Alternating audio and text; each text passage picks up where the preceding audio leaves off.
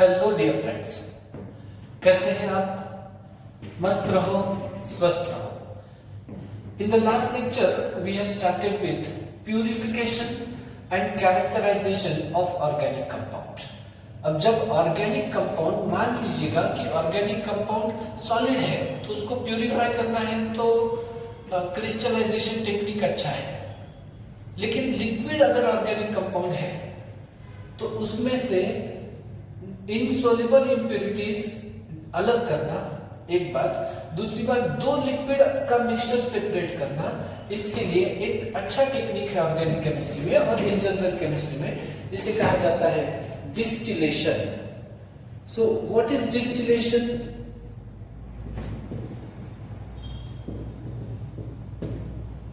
Distillation ये एक common procedure है टू प्यूरिफाई लिक्विड्स।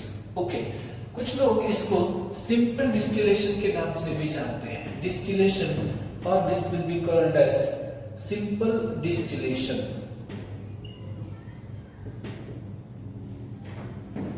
डिस्टिलेशन और it is termed as simple distillation.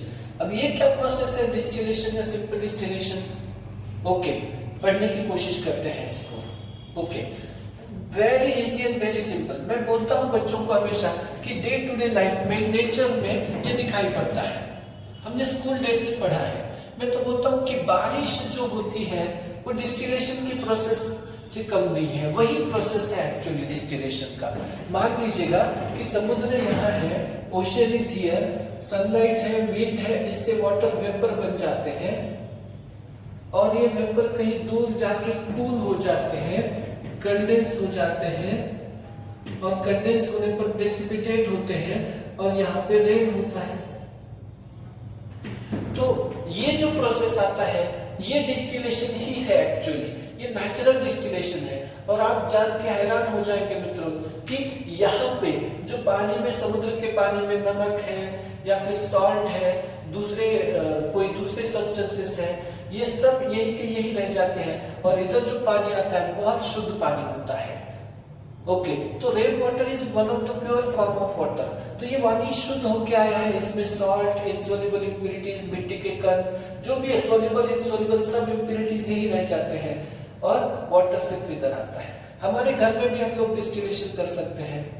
पानी को उबालिए और वेपर को कहीं कूल कर दीजिए और वेपर को कूल करने के बाद, कंडेंस होने के बाद जो लिक्विड बनेगा उसको नाम दिया जाएगा distillation. So distillation in a kind is a simple procedure out here. Distillation दो स्टेप का प्रोसीजर होता है, simple distillation. Okay, simple distillation में हम लोग क्या करते हैं, लिक्विड को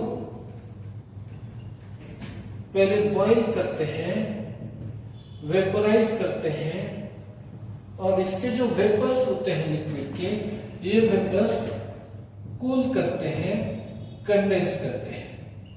यह जो प्रोसेस होता है इसको हमने नाम दिया है डिस्टिलेशन।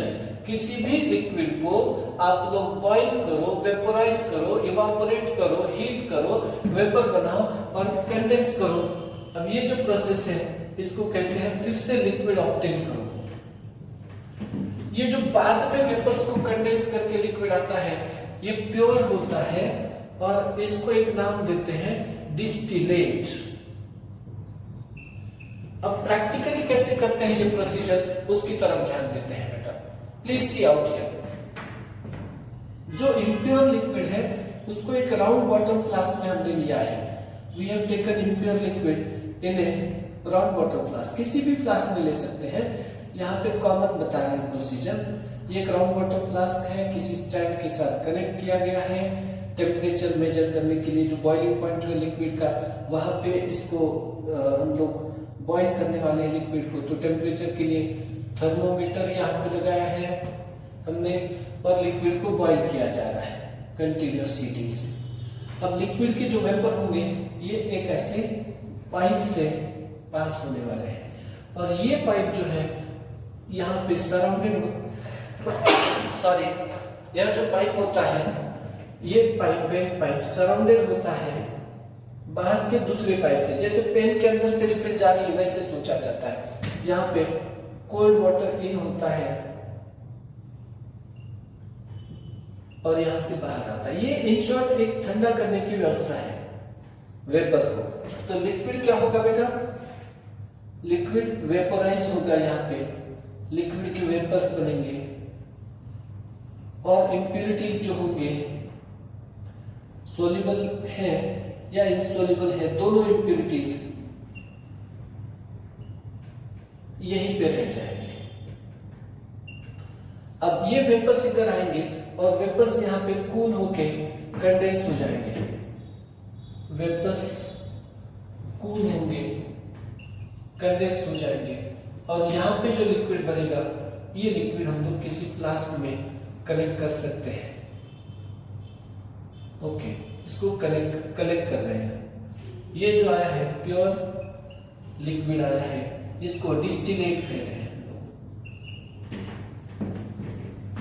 ओके, तो एक सिंपल सा प्रोसीजर है, जैसे मैंने बताया है बारिश का जो काम है वो और ये, इसमें कोई अंतर नहीं है। No difference is there at all in this procedure of distillation. Okay, ये जो है इसको एक अलग से स्टैंड दे सकते हैं हम लोग, लगे तो एक स्टैंड लगा के इसको पैक कर सकते हैं, फिक्स किया जाता है इसको स्टैंड यूज करके। यह जो प्रोसीजर आया है इसको हमने नाम दिया है डिस्टिलेशन। ये कंडेंसर है, ये बॉइलिंग का वेसल है यहाँ पे, तो लिक्विड को बॉइल करो, वेपर को कूल करो, फिर से लिक्विड प्राप्त करो। ये जो लिक्विड आया है यहाँ पे ये प्योर फॉर्म में आया है। बहुत सारे सब्सटेंसेस प्यूरिफाई किए जा सकते हैं इस प्रोसेस से, जैसे कि chloroform, carbon tetrachloride, acetone. Okay, बहुत सारे लिक्विड ऐसे हैं, इवन वाटर। ओके, तो क्लोरोफॉर्म, कार्बन टेट्राक्लोराइड, वाटर, ये सब जो सब्सटेंसेस हैं, hexane, xylene, टोलीन, benzene, ethanol, benzene, टोलीन, ये सब प्यूरिफाई कर सकते हैं आप लोग इस प्रोसेस से। ओके, ज़ाइलीन्स, सिंगल लिक्विड को प्यूरिफाई किया जा सकता है, लेकिन लिक्विड का मिक्सचर अगर है तो उन मिक्सचर को सेपरेट भी कर सकते हैं आप लोग। If you have got mixture of liquids you can separate it. So please right this, draw the diagram. Distillation में 2 स्टेप प्रोसेस है, boiling followed by condensation. This is simple distillation. अब 2 लिक्विड को सेपरेट कैसे करते हैं ये भी बताएंगे, इतना लिख लीजिए, बी क्विक, लिख लीजिए बेटा।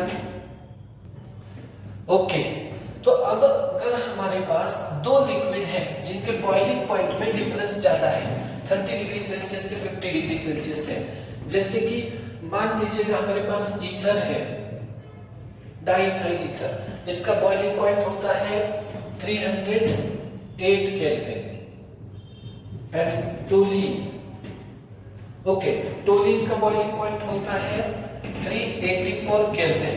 What is the boiling point of टोलीन? 384 kelvin. Okay, या फिर हमारे पास दूसरे कुछ लिक्विड हैं जैसे क्लोरोफॉर्म और aniline, chloroform plus aniline, CH3 को क्लोरोफॉर्म बोलते हैं। इसका बॉइलिंग पॉइंट है 334 केल्विन और ये है 457 kelvin, 457 kelvin.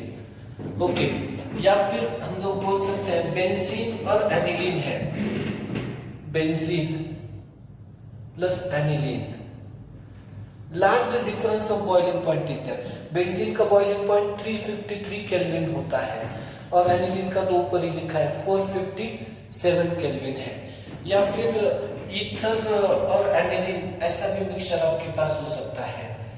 Okay, ether and aniline, benzene and aniline, ऐसे ये टाइप के मिक्सचर्स हैं जिनके बॉइलिंग पॉइंट बहुत ज्यादा फर्क में आते हैं। Large difference of boiling point is there between them. Okay, hexane और टोलीन, इसको भी सेपरेट कर सकते हैं हम लोग यहाँ पे। हेक्सेन जिसका बॉइलिंग पॉइंट है 342 केल्विन और टोलीन जिसका बॉइलिंग पॉइंट अभी लिखा था कि ये टोलीन 384 केल्विन है। चलिए, अब इसमें large difference of boiling point is there. Okay, large difference of boiling point is there. ज्यादा डिफरेंस होता है बॉइलिंग पॉइंट का इधर। ओके, तो ये लास्ट डिफरेंस मतलब 30 डिग्री सेल्सियस से 50 डिग्री सेल्सियस तक का बॉइलिंग पॉइंट का डिफरेंस है। समझो ए नाम का लिक्विड है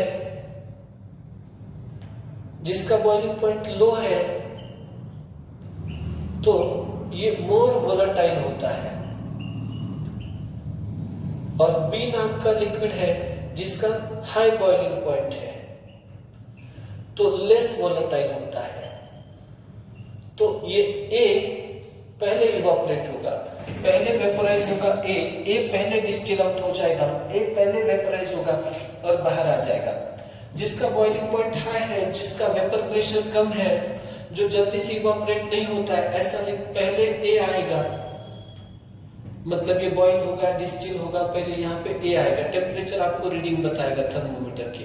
समझो ए का यहाँ पे मानते हैं ईथर और टोलिन, तो 308 केल्विन के ऊपर जो डिस्टिलेट आपको प्राप्त हो रहा है वो ईथर होने के चांसेस ज्यादा होते हैं। इस प्रोसेस को रिपीट करके जो थोड़ा बहुत इम्प्योरिटी का रहने का चांस होता है वो भी आप लोग रिपीटेड डिस्टिलेशन से बार-बार डिस्टिलेशन करके प्योरिटी सैंपल का बढ़ाया जा सकता है।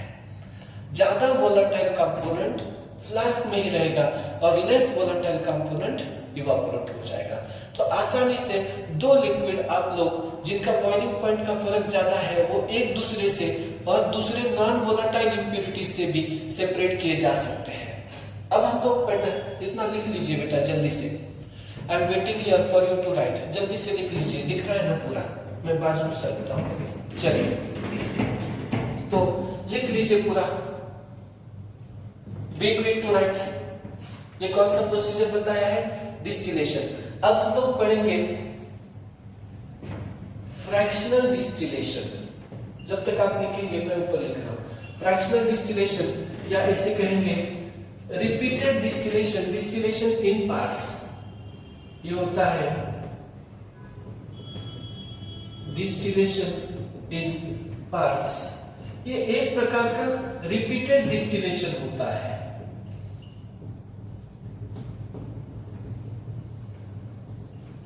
फ्रैक्शनल डिस्टिलेशन एक प्रकार का बार बार किए जाने वाला डिस्टिलेशन होता है। वो ये डिस्टिलेशन उन लिक्विड के लिए यूज होता है जिसमें बॉइलिंग पॉइंट का डिफरेंस बहुत ज्यादा नहीं होता है, बॉइलिंग पॉइंट बहुत क्लोज होते हैं, उनके लिए एक टेक्निक यूज हो रहा है जिसको नाम दिया गया है fractional distillation.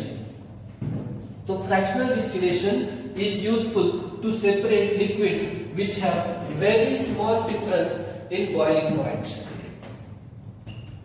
To separate liquids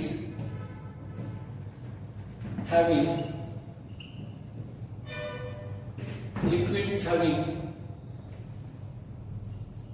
very small difference in boiling points.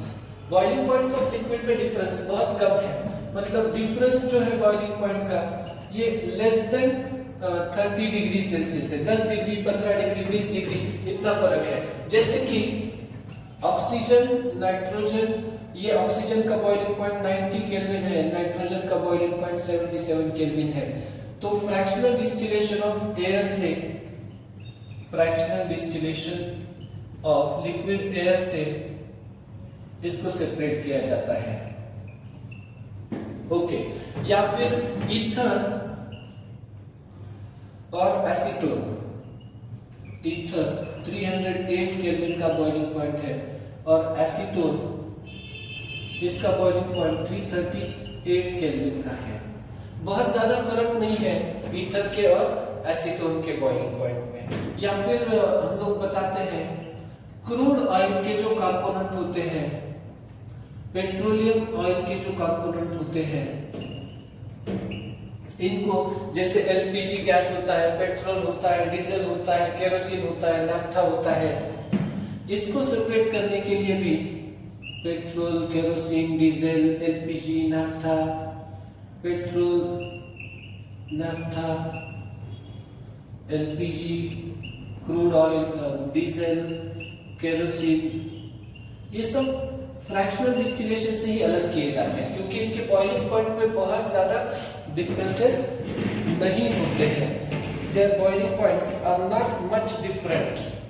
Okay, तब ऐसे समय पे हम लोग फ्रैक्शनल डिस्टिलेशन का प्रयोग कर सकते हैं। We can use the fractional distillation to separate this liquids. ये एसीटोन का बॉइलिंग पॉइंट 329 केल्विन है। हालांकि हमको याद नहीं रखना है, फिर भी अगर हो सके तो करेक्ट रहे। या फिर हम लोग बोलते हैं मिथेनॉल 338 केल्विन का बॉइलिंग पॉइंट है, और एसीटोन, इसमें बॉइलिंग पॉइंट का फर्क होता है 329 केल्विन का। इन एग्जांपल्स के लिए हम लोग इसको यूज कर सकते हैं। ओके, तो ये जो एग्जांपल्स हैं जैसे ऑक्सीजन, नाइट्रोजन, दूसरे component of liquid air, inert gases, ये लिक्विड एयर से सेपरेट करते हैं। इवन इनर्ट गैसेस भी ऐसे ला सकते हैं हम लोग, क्योंकि एयर में होते हैं इनर्ट गैसेस। देन ये क्लोज बॉइलिंग पॉइंट वाले हैं, लिब्रिकेटिंग ऑयल वगैरह भी ऐड कर सकते हैं इसमें हम लोग। अब इसमें टेक्निक क्या यूज हो रहा है, तो जो डिस्टिलेशन में वेपर बनते हैं उनको स्लो कंडेंस किया जाता है, बहुत स्लो कंडेंस किया जाता है। फास्ट से कंडेंसेशन नहीं होना चाहिए। एग्जांपल एक बार नोट कर लीजिएगा, क्योंकि एग्जांपल्स आते हैं एग्जाम में। Examples are important to us and they are asked in the examination. Okay, मैं बताता हूं एक फिगर से आप लोगों को। यहाँ पे फ्रैक्शनेटिंग कॉलम यूज करते हैं हम लोग। फ्रैक्शनेटिंग कॉलम यूज करते हैं so that अलग अलग डिजाइन के होते हैं, so that there is repeated distillation। Bar bar distillation होता है और only more volatile component, low boiling वाला पहले इवापोरेट हो जाता है। Only more volatile component separate होता है, सेपरेट्स फर्स्ट। ये कैसे होता है बताते हैं आप लोगों को। लिख लीजिए, शायद से आपका इतने देर में लिखना हो गया होगा। मैं और 10 सेकंड वेट करता हूं यहाँ पे। चलिए लिखिए फटाफट से बेटा। एग्जाम्पल्स इंपॉर्टेंट है। ओके, चलिए अब मैं बोलता हूं आप लोगों को कि ये कैसे होता है फ्रैक्शनल डिस्टिलेशन। फ्रैक्शनल डिस्टिलेशन में जिस लिक्विड मिक्सचर को सेपरेट करना है उसको एक फ्लास्क में लिया है हमने। Okay, we have taken it in a flask, और यह जो फ्लास्क आता है राउंड बॉटम फ्लास्क, इसको जो फ्रैक्शनेटिंग कॉलम लगाया है डायरेक्टली कंडेंसर की ओर नहीं भेज रहे हैं, तो इवापोरेशन कंडेंसेशन ये प्रोसीजर चल रहा है। थर्मोमीटर भी लगाया ही है यहाँ पे, और अब हम लोग जो वेपर्स बने हैं ये वेपर्स को ऐसे एक जिगजैग कॉलम से पास कर सकते हैं इस तरह से, फिर कंडेंसर की तरफ जा सकते हैं, या फिर कुछ बल्ब्स कर सकते हैं। यहाँ पे अलग अलग डिजाइन हो सकते हैं इसमें। एक, फिर दूसरा, फिर तीसरा, फिर चौथा, इस तरह से फिर से बाद में इसको कंडेंसर की तरफ लाया जाएगा। और यहाँ पे जो लिक्विड बनेगा ये फ्रैक्शनेटिंग कॉलम का एक डिजाइन है। कुछ दूसरे फ्रैक्शनेटिंग कॉलम भी हो सकते हैं। ये बल्ब वाला फ्रैक्शनेटिंग कॉलम हमने बताया है।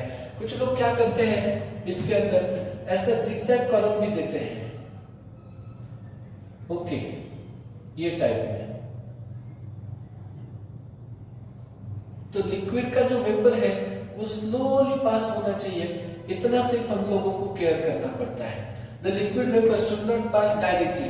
तो यहाँ पे क्या हो रहा है मैं पहले बताता हूँ आप लोगों को। समझो हमने ये मिक्सचर लिया है और इसको हीट कर रहे हैं, स्टैंड वगैरह लगा है, प्रैक्टिकल प्रोसीजर तो उसकी जगह पे ट्रू ही है।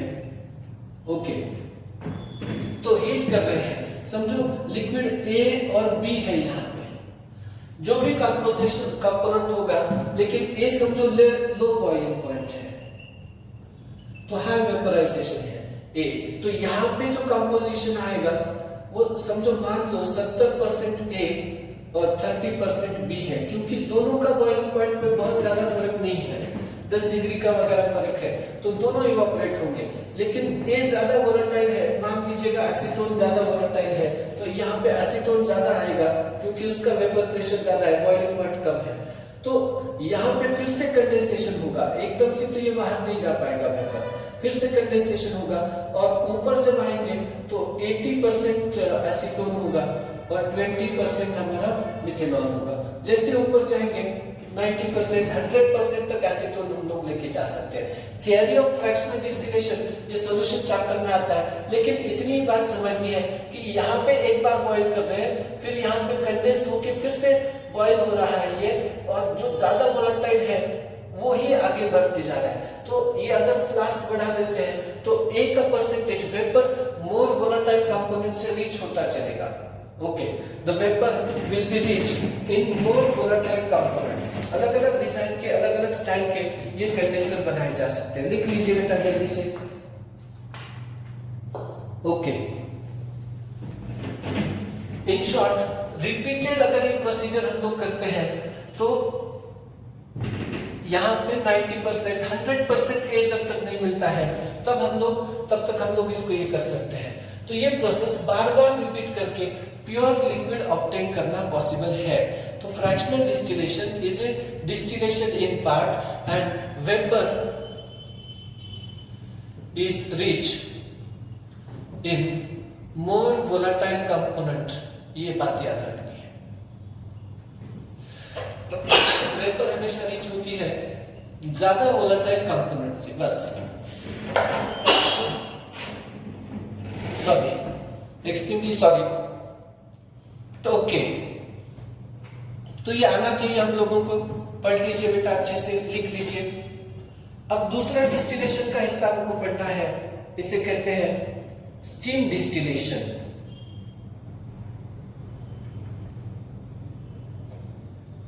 ओके, हो गया है, लिख लीजिए। ओके, तो देख लीजिएगा बेटा, अभी ये जो फ्रैक्शनल डिस्टिलेशन है उसके बाद में steam distillation, distillation under reduce pressure, ये भी पढ़ते हैं। एक डिस्टिलेशन बहुत इजी है, डिस्टिलेशन अंडर रिड्यूस्ड प्रेशर। इसको कुछ लोग वैक्यूम डिस्टिलेशन भी बोल सकते हैं। This can be termed as vacuum distillation. ये बहुत बारीक स्टडी है वेपर प्रेशर वाली, और इसमें हम लोग ये बात कर रहे हैं कि जो बॉइलिंग पॉइंट होता है ये एक्सटर्नल प्रेशर के ऊपर डिपेंड होता है। Boiling point depends on external pressure. जैसे हम सॉल्यूशन चैप्टर में पढ़ते हैं, या पता होना चाहिए हम लोगों को कि प्रेशर कुकर के अंदर वेपर का प्रेशर वाफ पानी की जमा करके उसमें बॉइलिंग पॉइंट बढ़ाया जा सकता है, वैसे बॉइलिंग पॉइंट को घटाया भी जा सकता है। तो boiling point depends on external pressure, ये पहली बात आप लोग याद रखेंगे। Boiling point is directly proportional to external pressure. अब एक्सटर्नल प्रेशर अगर कम किया हमने, हवा का दबाव वहां पे कम किया, तो बॉइलिंग पॉइंट कम किया जा सकता है। Liquid can be made to boil below its normal, liquid can be made to boil below its normal boiling point by reducing pressure over heat. Pressure reduce कैसे करते हैं अभी बताते हैं आप लोगों को, लेकिन इसका फायदा यूज करते हैं हम लोग, इसका उपयोग करवा के लेते हैं। कुछ लिक्विड जिनके बॉइलिंग पॉइंट बहुत हाई है, कुछ लिक्विड जिनके बॉइलिंग पॉइंट बहुत ज्यादा हाई है, 1 नंबर। 2 नंबर, जो लिक्विड डिकम्पोज हो जाते हैं बिफोर बॉइलिंग, बॉइलिंग से पहले ही ब्रेकअप हो जाता है, मॉलिक्यूलर कार्बन का चेन वगैरह उसमें टूट जाता है, तो लिक्विड कंपोजिशन बदल जाएगा और मॉलिक्यूल डिसोसिएट हो जाएगा। तो ऐसे लिक्विड को बॉइलिंग से प्यूरिफाई करना पॉसिबल नहीं होता है, नॉर्मल बॉइलिंग पॉइंट से पहले ही वो डिसोसिएट हो रहे लिक्विड। तो ये जो वैक्यूम डिस्टिलेशन है ये हम लोग यूजफुल करते हैं। वैक्यूम डिस्टिलेशन या distillation under reduced pressure is used for liquids, number 1, which have very, जिनका बॉइलिंग पॉइंट बहुत ज्यादा है, have very high boiling point, जिन लिक्विड का बॉइलिंग पॉइंट बहुत ज्यादा है, vacuum distillation is used for liquids having very high boiling point. उन लिक्विड के लिए यूज करते हैं जिनका बॉइलिंग पॉइंट बहुत ज्यादा है, 1 नंबर। 2 नंबर, which dissociate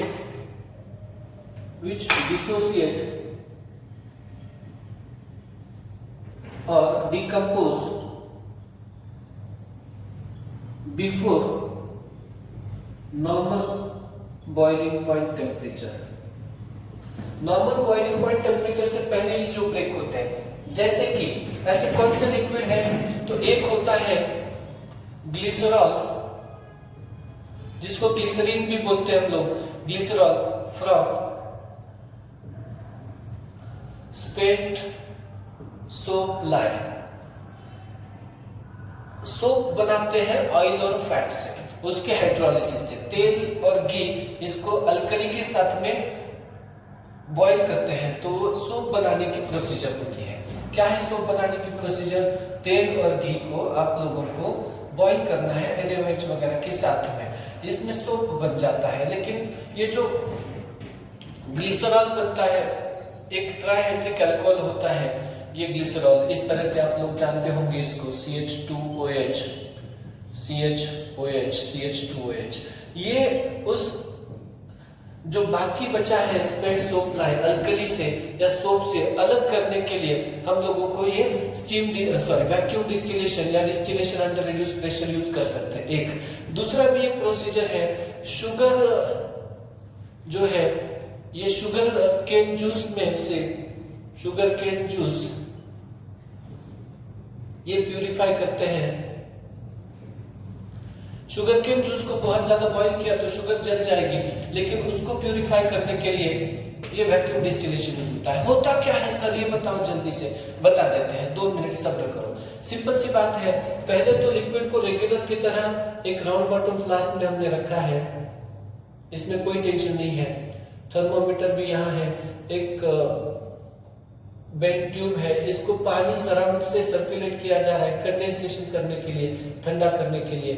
अब कोल्ड वाटर यहां से इन होगा, ये अंदर वाली ट्यूब में नहीं जा रहा है कोल्ड वाटर इन है। ये थर्मोमीटर रेगुलर है, ये स्टैंड पे कनेक्टेड है, इसको भी एक अलग स्टैंड हमने दे दिया है। कंडेंसर को, ये कंडेंसर है, ये बॉइलिंग कंटेनर है, इसको बॉइल कर रहे हैं हम लोग। ओके, अब हमारी सोच ये है कि यहां से जो लिक्विड बाहर आ रहा है उसको डायरेक्टली कूल नहीं करते, इसको एक फ्लास्क को जोड़ते हैं, और ये जो फ्लास्क होता है इसको हम लोग एक कंडेंसर अप्लाई करते हैं, वैक्यूम पंप अप्लाई करते हैं, सक्शन पंप अप्लाई करते हैं, इसको एक वैक्यूम पंप के साथ जोड़ा जा रहा है। तो यहाँ पे जो वेपर आएगी, ये वेपर इमीडिएटली रिमूव किया जाएगा। तो ये जो यहाँ वेपर जमेगी, वो वेपर यहाँ रह नहीं सकती है, ये वैक्यूम पंप उसको खींच देगा जल्दी से, और इसकी वजह से यहाँ का वेपर का प्रेशर और यहाँ का वेपर प्रेशर कम हो जाएगा। ये तो ऐसी बात है कि ये जो वेपर जम रही है, ये वेपर यहाँ जमा नहीं रहने दे रहे, उसको हटा रहे हैं। प्रेशर कुकर के बिल्कुल उल्टा चल रहा है। प्रेशर कुकर में हम लोग वेपर को जल्दी बाहर जाने नहीं देते और यहाँ पे टिकने नहीं देते, इमीडिएटली उसको रिमूव कर रहे हैं, तो ये जल्दी जल्दी बॉईल हो रहा है लिक्विड। याद रखिएगा, the liquid is boiling faster. ऐसा करते हैं तो इसको बोलते हैं vacuum distillation under reduce pressure. ये करने से यहाँ पे वेपर कम हो जाते हैं, और यहाँ से वेपर रिमूव किए तो ली-चैटले प्रिंसिपल से या फिर एक कॉमन सेंस प्रोसेस से ये और ज्यादा फास्टर इवैपोरेशन हो जाता है लिक्विड का। ओके, याद रखिए, जैसे ही हम लोग ये वेपर रिमूव करेंगे और वेपर बनते हैं अपोजिट। ओके, तो वेपर प्रेशर कम होता है तो बॉइलिंग पॉइंट कम होता है। अब अगर हम लोग समझो डिस्टिलेशन कर रहे हैं अलग अलग लिक्विड्स का, तो कम टेम्परेचर पे डिस्टिलेशन ये पॉसिबल होता है। लिख लीजिए बेटा जल्दी से।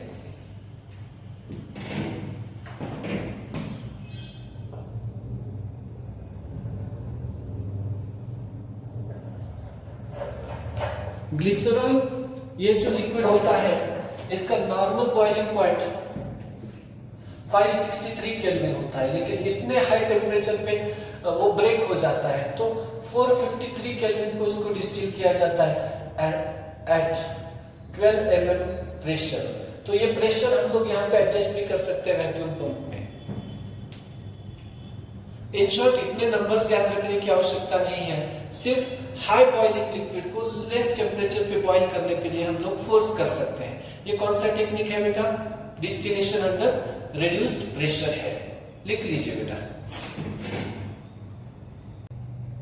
ओके, तो after the distillation under reduced pressure will be studied steam distillation।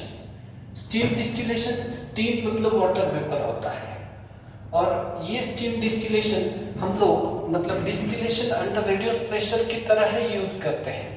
यहाँ पे भी boiling point of the liquid कम किया जाता है, जैसे distillation under reduced pressure में हमने external vacuum pump लगा के boiling point कम किया था, उसी तरह से ये distillation होता है। लेकिन ये उन्हीं लिक्विड को अप्लाई होता है जो मतलब इसके लिए कंडीशंस ये हैं कि वाटर के साथ में इनसोल्युबल है या इमिसिबल है। जो कंपाउंड वाटर के साथ इमिसिबल है उनके लिए, उन लिक्विड के लिए यूज होता है स्टीम डिस्टिलेशन। दूसरी बात है, यहाँ पे जो कंपाउंड है ये स्टीम वोलेटाइल होना चाहिए, मतलब स्टीम के साथ में उसके वेपर बनना चाहिए। जिस लिक्विड को हम लोग प्यूरिफाई करना चाहते हैं, तो ऑर्गेनिक लिक्विड कंपाउंड ये जो होता है ये मस्ट बी वाटर इनसोल्युबल और it must be immiscible with water.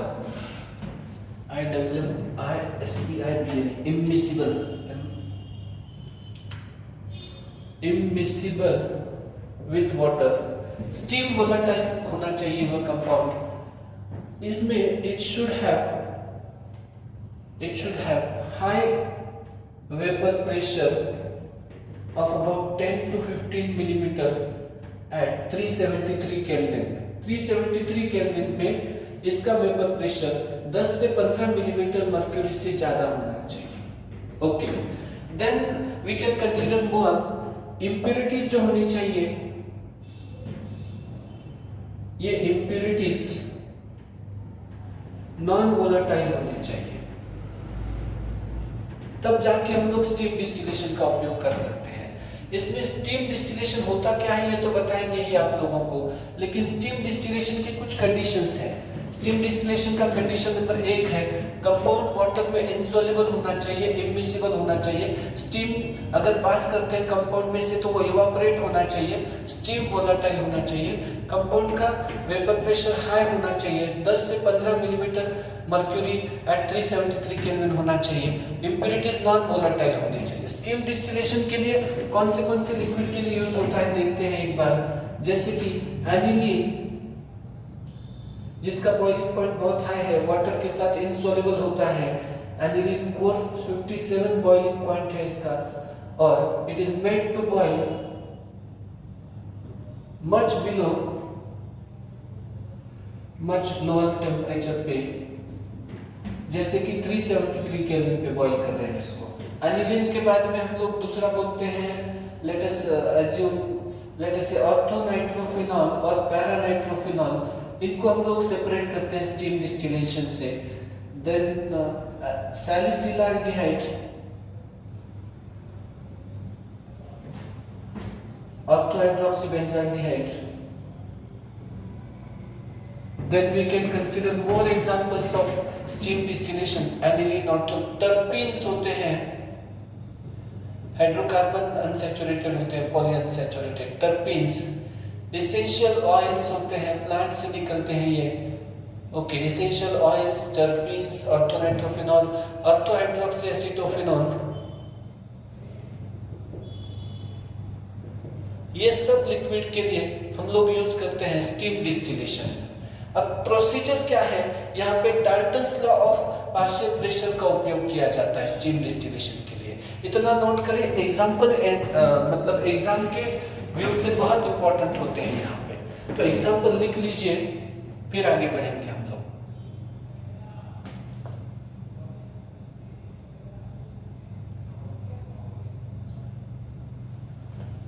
और एक दो एग्जाम्पल ऐड कर सकते हैं, नाइट्रोबेंजीन और ब्रोमोबेंजीन। तो एग्जाम्पल की लिस्ट हमको ज्यादा चाहिए, यहाँ पे देख लीजिएगा। अब हम लोग क्या करेंगे, स्टीम डिस्टिलेशन के लिए जल्दी से लिख लीजिए बेटा, ये फटाफट से, be quick to write it. Conditions 4 हैं, कौन से एग्जांपल्स के लिए यूज होता है और प्रोसीजर क्या है ये बताते हैं अब आप लोगों को। Let me tell you the procedure for steam distillation. किन के लिए स्टीम डिस्टिलेशन यूज हो रहा है ये देखते हैं एक बार। चलिए बेटा, प्लीज पे अटेंशन हियर, यहाँ पे ध्यान दीजिए सब लोग। स्टीम डिस्टिलेशन में mixture of immiscible liquids always boils at lower temperature than the pure liquid. ये इसका सिंपल प्रिंसिपल है। Mixture of immiscible liquids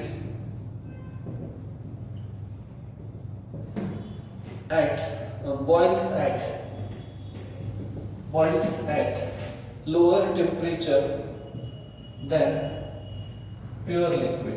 pure liquid का जो बॉइलिंग पॉइंट है उससे कम टेम्परेचर के ऊपर ये मिक्सचर बॉईल होता है। यहाँ पे Dalton's law of partial pressure हम लोग यूज करते हैं। पहले प्रैक्टिकल प्रोसीजर बताते हैं। एक वेसल में एक साइड में हम लोग वाटर को बॉईल कर रहे हैं स्टीम बनाने के लिए।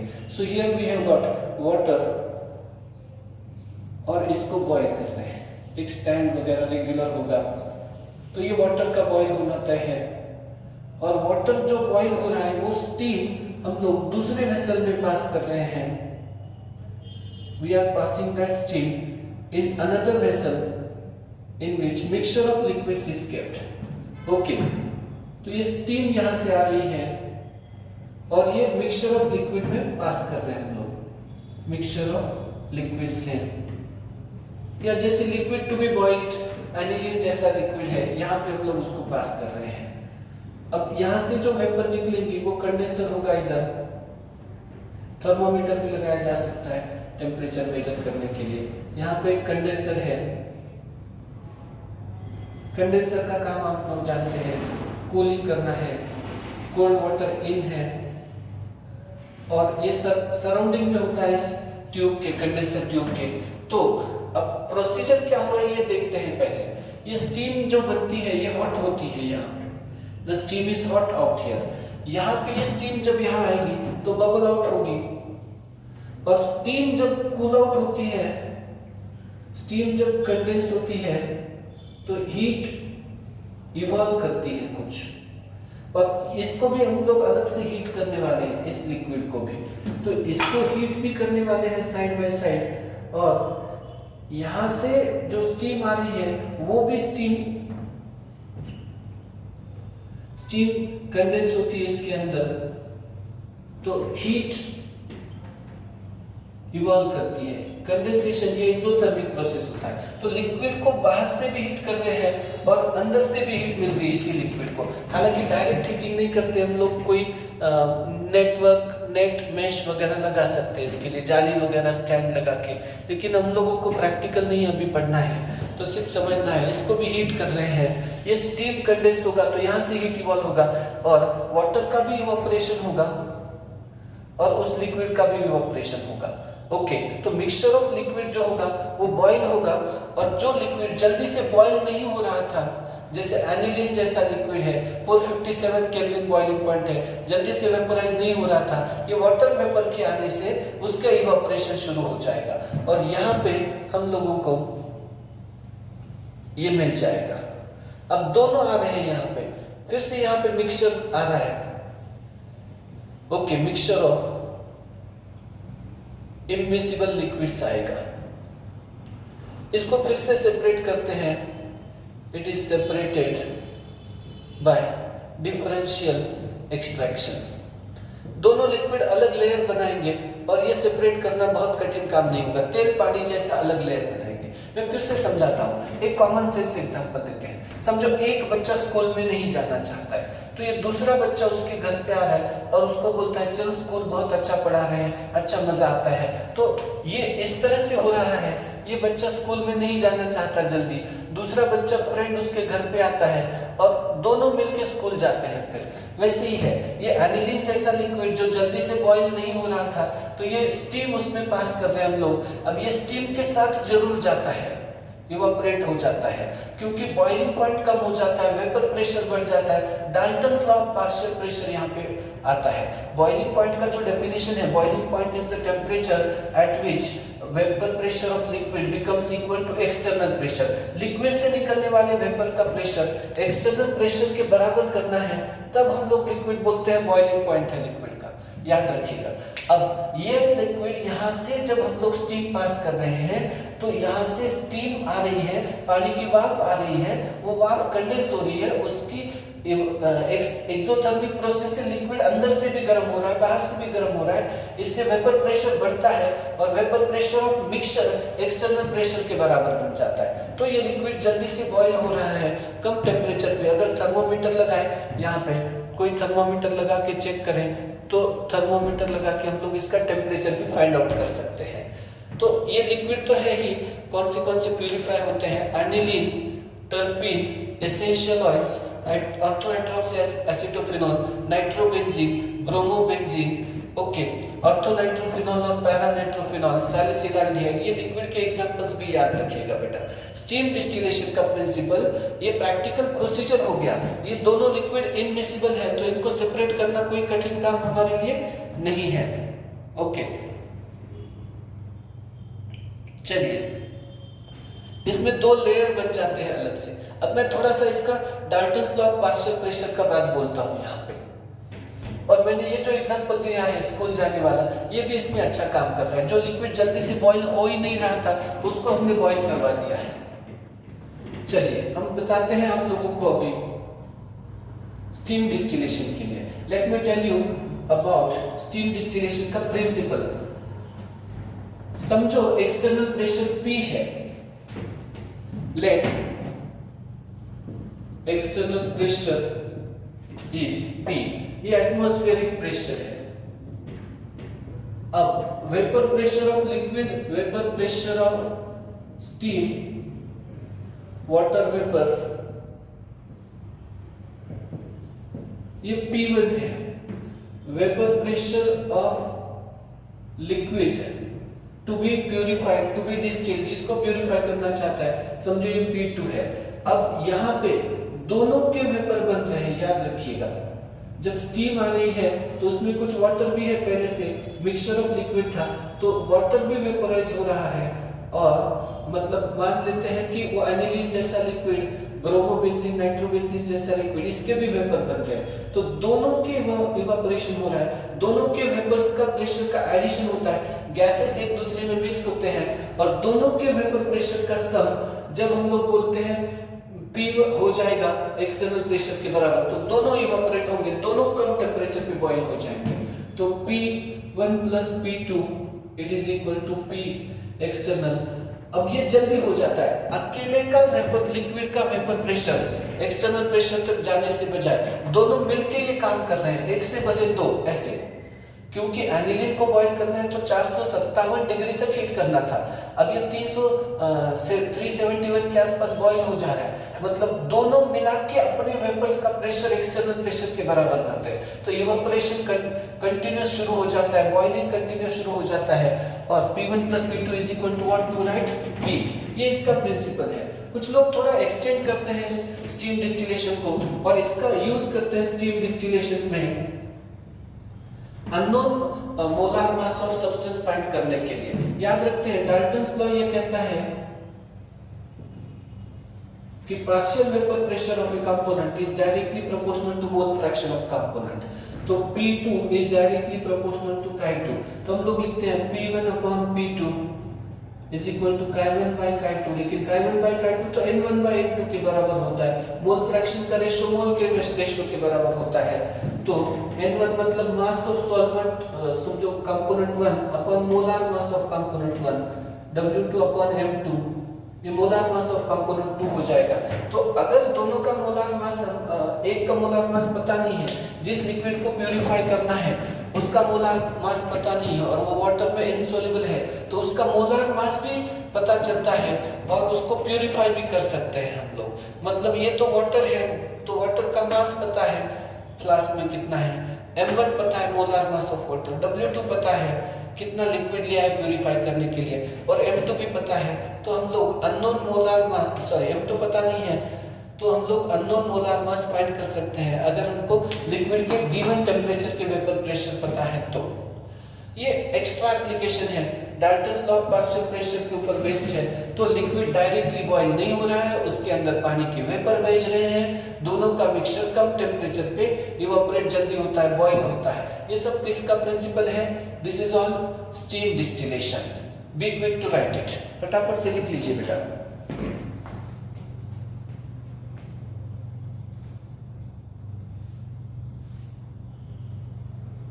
ओके, हो गया लिखना आपका? चलिए, ओके। स्टीम डिस्टिलेशन और डिस्टिलेशन के बाद में हम लोगों को पता करना है डिफरेंशियल एक्सट्रैक्शन।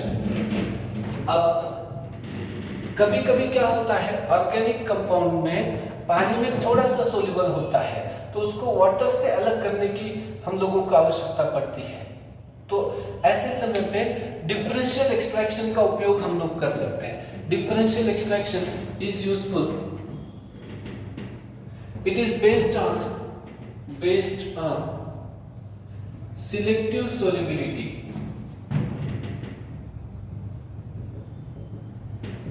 ऑर्गेनिक कंपाउंड ये लेस सोल्यूबल इन वाटर होना चाहिए and more soluble in organic solvent होना चाहिए। और तो और जो सॉल्वेंट हम लोग चुनने वाले हैं डिफरेंशियल एक्सट्रैक्शन के लिए, सॉल्वेंट वाटर के साथ इमिसिबल होना चाहिए। Solvent should be immiscible with water. Solvent पानी के साथ इमिसिबल होना चाहिए। अब ये कैसे यूज करते हैं बताते हैं आप लोगों को। समझो एक डिफरेंशियल एक्सट्रैक्टर होता है सॉक्सहेल्ट, सॉक्सहेल्ट एक्सट्रैक्टर बोलते हैं। कोन शेप एक वेसल है, इस तरह से है, ये कोन के आकार का है, शंकु के आकार का है, इस तरह से ये सॉक्सहेल्ट एक्सट्रैक्टर है। ओके, अब इसमें ऑर्गेनिक कंपाउंड और वाटर है, ऑर्गेनिक कंपाउंड प्लस वाटर, तो ऑर्गेनिक कंपाउंड और वाटर इस तरह से है ये मिक्सचर। अब हम लोग इसमें क्या ऐड करेंगे, इसको स्टॉपर भी लगाया जा सकता है, बंद भी किया जा सकता है इसको, ऐसा स्टॉपर ढक्कन लगा के। तो उसमें हम लोग ऐड करते हैं ऑर्गेनिक सॉल्वेंट, ऐड करते हैं ये निकाल के ऑर्गेनिक सॉल्वेंट। अब ऑर्गेनिक कंपाउंड जो है पहले किस में है, वाटर में है। जब हमने ऑर्गेनिक सॉल्वेंट लगा लिया है तो ये एक्सट्रैक्टर में ऑर्गेनिक कंपाउंड आ जाता है ऑर्गेनिक लेयर में, नीचे वाटर रहता है, और कंपाउंड जो है ये ऑर्गेनिक सॉल्वेंट के लेयर में आ जाता है जो लाइटर है, अपर लेयर है। अपर ही होना चाहिए ऐसी बात नहीं है, कभी कोई कोई कंपाउंड हेवियर भी होते हैं, जैसे क्लोरोफॉर्म हेवियर है वाटर से, तो वो नीचे वाला लेयर बनाएगा। तो लाइटर ऑर्गेनिक सॉल्वेंट है वो अपर लेयर बना है, क्लोरोफॉर्म जैसा सॉल्वेंट यूज किया तो लोअर लेयर बनाएगा, जो हल्का है वो ऊपर आएगा। लेकिन अब हो क्या रहा है कि ऑर्गेनिक कंपाउंड जो पानी में सोल्यूबल कम था, वो ऑर्गेनिक सॉल्वेंट मिलते ही अपना पक्ष बदल देता है, पानी से ऑर्गेनिक कंपाउंड इधर आ जाता है। Organic compound comes in layer of organic solvent। Organic solvent के लेयर में ऑर्गेनिक कंपाउंड आ जाता है, इसको शेक करते हैं प्रॉपरली बहुत ज्यादा, तो दो लेयर मतलब ऑर्गेनिक कंपाउंड इसमें डिसॉल्व हो जाता है थोड़ी देर में। स्टैंड करते हैं और लेयर्स को सेपरेट करते हैं। बिल्कुल आसान बात है, पहले तो सबसे रफ सेपरेशन डिकैंटेशन की तरह कर रहे हैं हम लोग without disturbing the layers.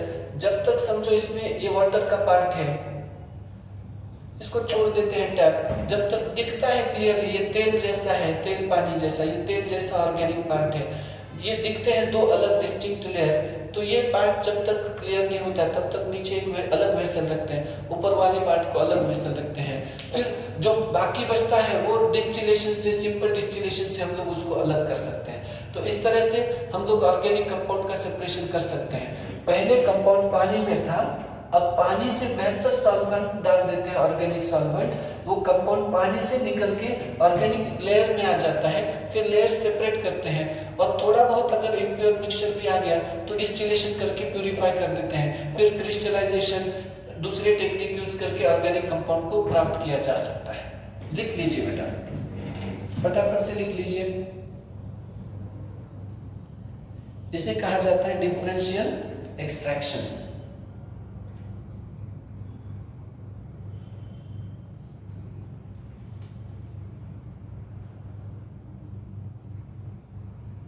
Chloroform, benzene, ether, इनके लिए काम में आता है।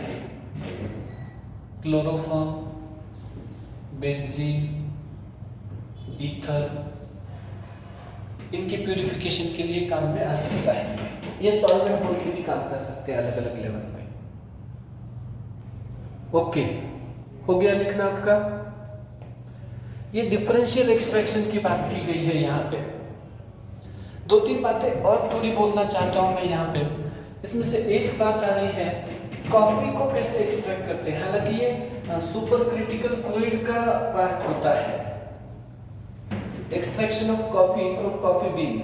ये यहाँ से नहीं एग्जांपल दिखता है, स्टेट्स ऑफ मैटर में से आ सकता है, जैसे कि extraction of coffee caffeine from coffee beans. Coffee bean से कॉफी कैसे निकालते हैं, या कैफीन ड्रग कैसे निकाल करते हैं, टी से टैनिन कैसे निकालते हैं, सिनेमन दालचीनी में से उसका सिनेमन ऑयल कैसे निकालते हैं, एटसेट्रा कैसे निकालते हैं। तो हम लोग सुपर क्रिटिकल फ्लूइड का एग्जांपल यूज करते हैं। सुपर क्रिटिकल फ्लूइड, इसमें कार्बन डाइऑक्साइड का उपयोग किया जाता है। कोई भी गैस को अगर उसके क्रिटिकल टेम्परेचर के हाईयर साइड में प्रेशराइज किया तो वो सुपर क्रिटिकल फ्लूइड बनता है और ये अच्छा सॉल्वेंट बोल के काम करता है। ये लिक्विड नहीं है, फिर भी कॉफी वगैरह इसमें बहुत ज्यादा डिसॉल्व होते हैं। जैसे अभी बताया, पानी में बेंजोइक एसिड थोड़ा डिसॉल्व था, लेकिन ऑर्गेनिक सॉल्वेंट में ज्यादा डिसॉल्व हो रहा था, तो वो बेंजोइक एसिड पानी को छोड़ के ऑर्गेनिक सॉल्वेंट में गए। वैसे ही कॉफी में जो ड्रग होता है कैफीन नाम का, ये पानी में अगर कॉफी बीन्स हमने रख दिए और उसमें सुपर क्रिटिकल कार्बन डाइऑक्साइड डाल दिया तो कार्बन डाइऑक्साइड इस मतलब ये एग्जैक्ट सिंपल नहीं होता है एपरेटस, थोड़ा टेक्निकल इसको और ज्यादा जरूरत होती है। लेकिन ये कार्बन डाइऑक्साइड क्या करेगा, उस कैफीन को अपनी ओर आकर्षित कर लेगा और कॉफी बीन्स को हम लोग उसमें से कार्बन डाइऑक्साइड प्राप्त कर सकते हैं। एक थोड़ी एक्स्ट्रा बात बोलनी है, कभी कभी क्या होता है, डिस्टिलेशन जैसा टेक्निक कुछ हद तक प्यूरिफाई कर सकता है। जैसे कि समझो रेक्टिफाइड स्पिरिट है हमारे पास, 95.87% इसमें इथेनॉल होता है और 4.13% इसमें वाटर होता है। इसको रेक्टिफाइड स्पिरिट बोलते हैं। अब इसको डिस्टिलेशन से प्यूरिफाई नहीं कर सकते हैं, सिंपल डिस्टिलेशन से प्यूरिफाई नहीं होता है। इसके लिए और एक तीसरा सॉल्वेंट डालना पड़ता है जिसको एजियोट्रोपिक डिस्टिलेशन बोलते हैं। तो 100% प्यूरिफिकेशन कभी कभी नॉर्मल डिस्टिलेशन से नहीं हो सकता है। इसके लिए कौन सा डिस्टिलेशन यूज करना पड़ता है, एजियोट्रोपिक डिस्टिलेशन। एक थर्ड और एक सॉल्वेंट डालना पड़ता है इसमें और फिर डिस्टिलेशन करना पड़ता है। ये स्पेशल डिस्टिलेशन है, डायरेक्टली हमारे सिलेबस में नहीं आता है। लेकिन अगर रेक्टिफाइड स्पिरिट से एब्सोल्यूट इथेनॉल कैसे बनाएंगे 100%, तो फ्रैक्शनल डिस्टिलेशन ये आंसर नहीं देंगे हम लोग वहां पे। स्पेशल डिस्टिलेशन है एजियोट्रॉपिक डिस्टिलेशन। तो ये थोड़े एक्स्ट्रा पॉइंट है, केयरफुल रहिएगा और पढ़ लीजिएगा इन पॉइंट्स। आज के लिए इतना काफ़ी है। बहुत बहुत धन्यवाद। Thank you.